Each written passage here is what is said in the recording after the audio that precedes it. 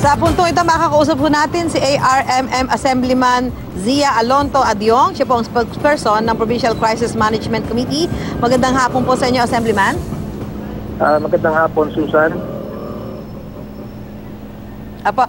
Sir, mahigit isang linggo makaraan po yung nagsimulang bakbakan dyan sa Marawi City. Ano na po ang sitwasyon ngayon dyan sa lugar? Sa ngayon, nasa 104,000 individuals na ang nakatala ng mga IDPs, mga evacuees. Out of the 104,000, ito po ay nasa iba't ibang evacuation centers na nakaset up po dito sa Marawi City, doon po sa dalawang munisipyo na kung saan dadaanan mo papuntang Iligan and doon po sa Iligan City. Ongoing din po ang military operation dito sa Marawi. According sa ating security sector, they're able to occupy 85% of the land area of Marawi City, leaving only 15% kung saan may mga activity ng mga maute at saka areas that are identified to have a high visibility of multi-group. So sa ngayon ay doon po sa may area papasok po ng sinasabi nating heart of Marawi, itong Banggulo, ang area po ng mga maute. So hopefully by the end of this week, accordingly ay baka ma-overrun na nila at ma-occupy ulit ang itong area na ito ng ating mga government forces. Opo. So kayo po, Assemblyman, doon sa nakikita ho ninyo at sa mga natatanggap ho ninyo mga report, kayo naman ho ay tiwala din at optimistic na by the end of this week, talagang mabumalik na ho sa normal ang sitwasyon dyan sa Marawi City? Kailangan natin maging optimistic, Susan.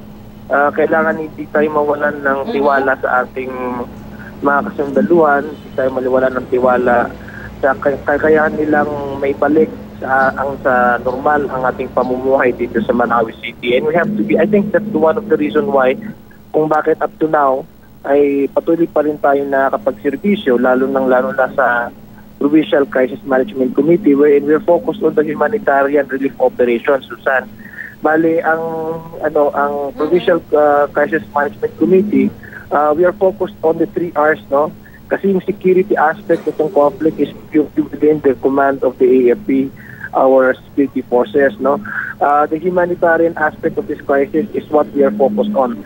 Yung tinasawag na 3 R's, yung relief, yung rescue, and yung retrieval ng body. Ito po yung ginagawa ng ating Provincial Crisis Management Committee na everyday po may nare-rescue po tayo ng mga stranded na mga residents, no? Especially those residents that are within the areas that are believed to be highly believed to have a presence of the Maute group, no? In fact, just today, meron na po tayong na-rescue na 41 individuals, no, residents ng Marawi City, mostly Christian. Yung sa retrieval naman ng body, we were able to gain clearance from the AFP since yesterday to proceed with retrieving bodies, dead bodies, no, cottages scattered around the city.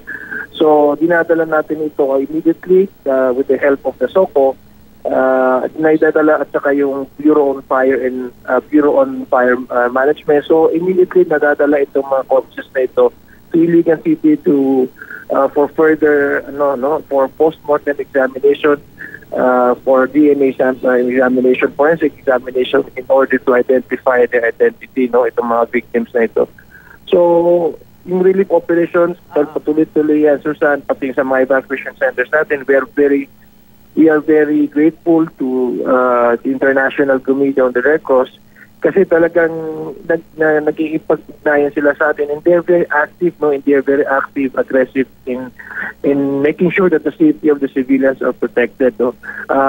Tumutulong din sila sa ating pag-rescue, pag-extract ng ating mga civilians na natrap. Every day yan, Susan, ganyan yung scenario dito, ganyan yung realidad namin ngayon dito. Paggabi, syempre, merong military operation. So naririnig-rinig mo yung mga echo, mga blast sound ng mga 90mm, mga 90 reconnaissance rifle na talagang nag-echo in the night. So yan yung realidad namin ngayon dito sa Marawi City, Susan. Okay. So, Assemblyman, let's hope and pray na matapos na nga ho ito at manumbalik ang matiwasay na sitwasyon dyan po sa Marawi City. Maraming salamat po, Assemblyman. Maraming salamat din, Susan, sa Magandang. ninyo. Okay, maraming salamat si ARMM Assemblyman Zia Alonto Adyong. Siya rin po ang tagapagsalita ng Provincial Crisis Management Committee.